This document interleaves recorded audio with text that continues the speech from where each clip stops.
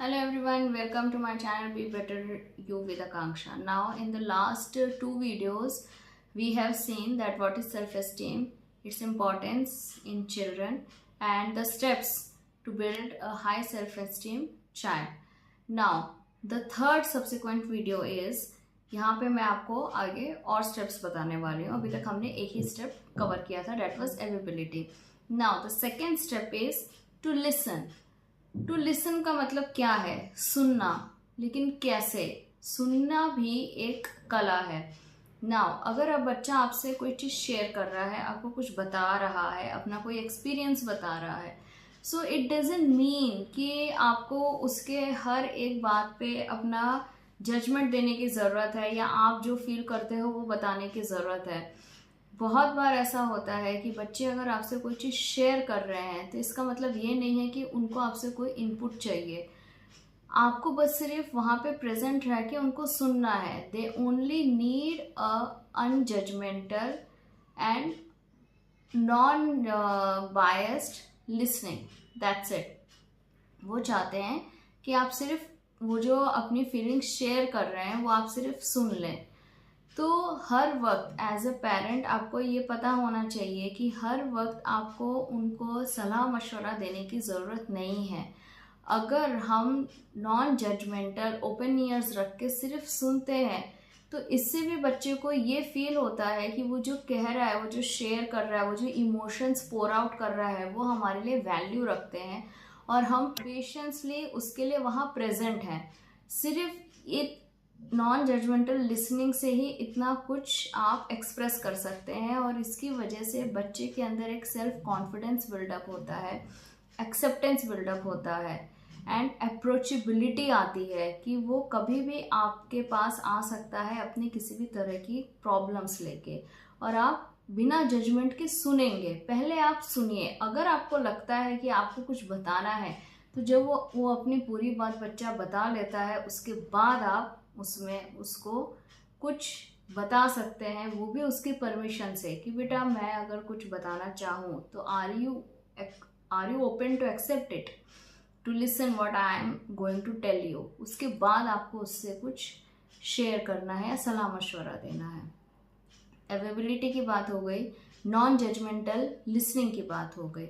Now third is remember. Remember का मतलब क्या होता है? टू रिमेंबर कि आपके बच्चे ने आपको क्या बताया था.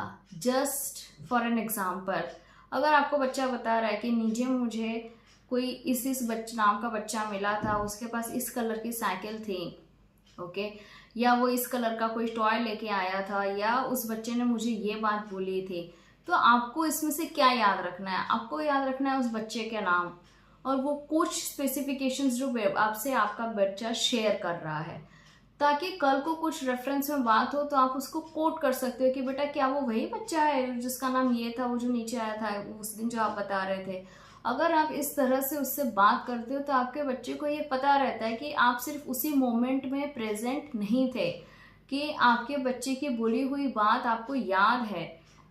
याद रखने का मतलब है कि आपके लिए वो अगर आपके सामने नहीं भी है वो बच्चा, वो बात नहीं भी हो रही है तो भी आपके लिए उस चीज़ की इम्पोर्टेंस है कि आपने उसको याद रखा और आगे किसी रेफरेंस में अगर आप यूज़ कर रहे हो उस चीज़ को किसी कन्वर्सेशन में, तो उससे बच्चे को ये फील होता है कि उसकी कितनी वैल्यू है, कि उसके पेरेंट्स को उसकी कही हुई बात, या हो सकता है वो बच्चे के लिए ना हो लेकिन आप दोबारा से अगर वो चीज़ कोट कर रहे हैं तो बच्चे को ये रियलाइज़ होता है कि वाव यार, माई पेरेंट रिमेंबर्ड, कि वो कितना मेरे लिए हाउ मच उन्होंने कितना अपना वो दिया है कि they are trying to remember it.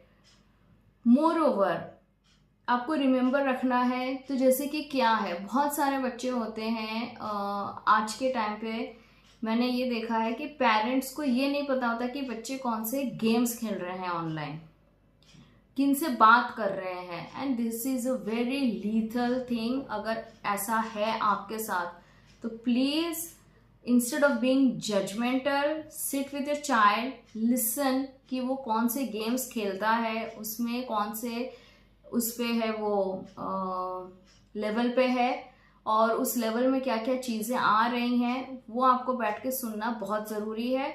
इससे एक चीज़ ये होती है कि आप एक्सेप्ट करते हो कि बच्चा आपका क्या कर रहा है, बच्चे को ये मालूम रहता है कि there is nothing to hide with my from my parents.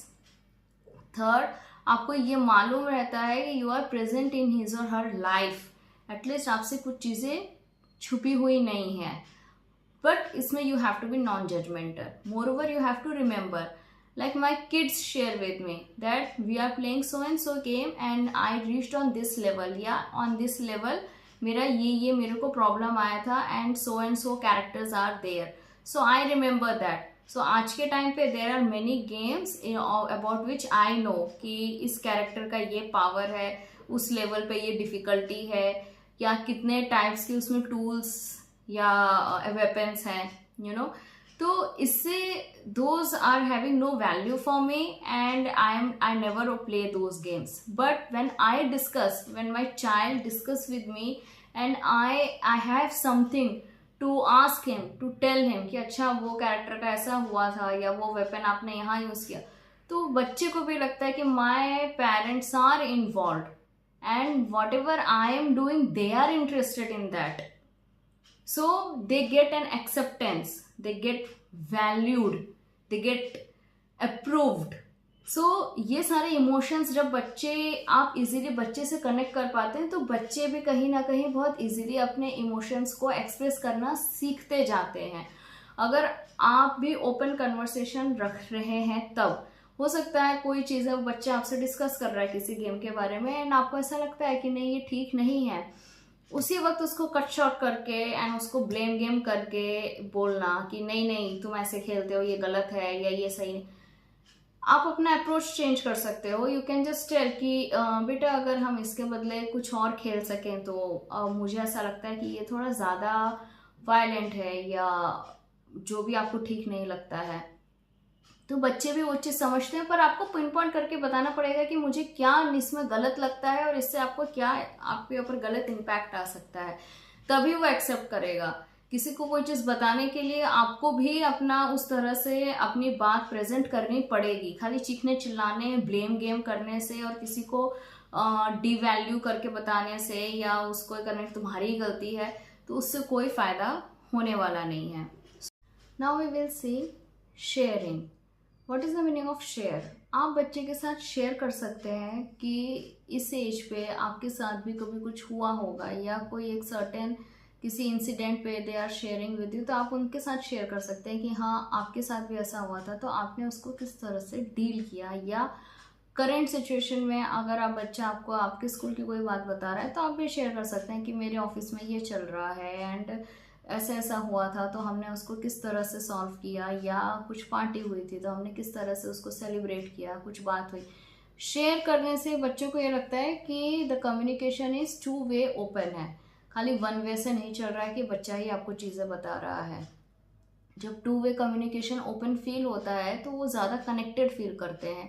Connected feel करने की वजह से दे फील मोर एक्सेप्टेड, इसकी वजह से this led to a high self esteem child.